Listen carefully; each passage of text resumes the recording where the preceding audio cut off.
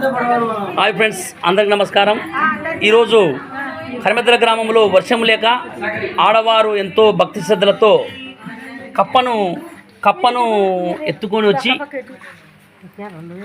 నీటిని ప్రతి ఒక్కరు కూడా గంగాజలం పోస్తున్నారు. ఎంతో వారికి వర్ణదేవుడు లేక ఎంతో కష్టపడుతున్నారు. వారి గురించి ఒక పాట. ఇక్కడ చూడండి, వేపాకులో కప్పను పెట్టినారు, నీళ్ళు పోస్తున్నారు. ప్రతి ఒక్కరు చూడు.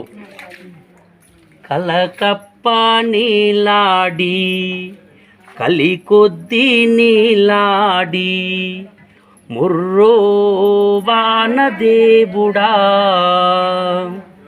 ముర్రో వానదేవుడా కలికప్ప నీలాడి కలి కొద్ది నీలాడి ముర్రో వానదేవుడా. వానాలు లేకుంటే ప్రాణాలే పోతాయి, వానాలు లేకుంటే ప్రాణాలే పోతాయి.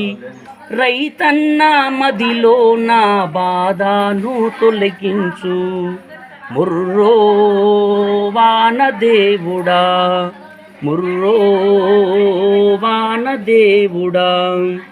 వానదేవుడు రావాలి, పంటాలే పండాలి, రైతులకు ఆనందమే. ఓ వానదేవా, ప్రజలకు ఆనందమే.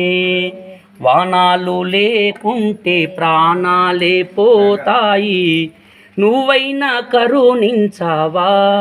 ఓ వానదేవా, నువ్వైనా కరుణించవా. జై శ్రీరామ్, జై శ్రీరామ్, జై శ్రీరామ్. చూడు, మన కరిమెద్దల గ్రామంలో ఆడవారు ఎంతో భక్తి శ్రద్ధలతో, రైతులు వీరు కూడా ఒక 30 ఎకరాల పొలం వేస్తారు, వీరు 30 ఎకరాల పొలం వేస్తారు. అక్కడ కనిపించే ఆమె కూడా 30 ఎకరాల పొలం వేసే వాళ్ళు కూడా ఎంతో వర్ణదేవుని కోసము ఇలా చేస్తే సంప్రదాయం అని పెద్దల నుంచి వచ్చినటువంటి ఆచారాన్ని చాలా భక్తి శ్రద్ధలు చేస్తున్నారు. జై శ్రీరామ్, జై శ్రీరామ్, జై శ్రీరామ్.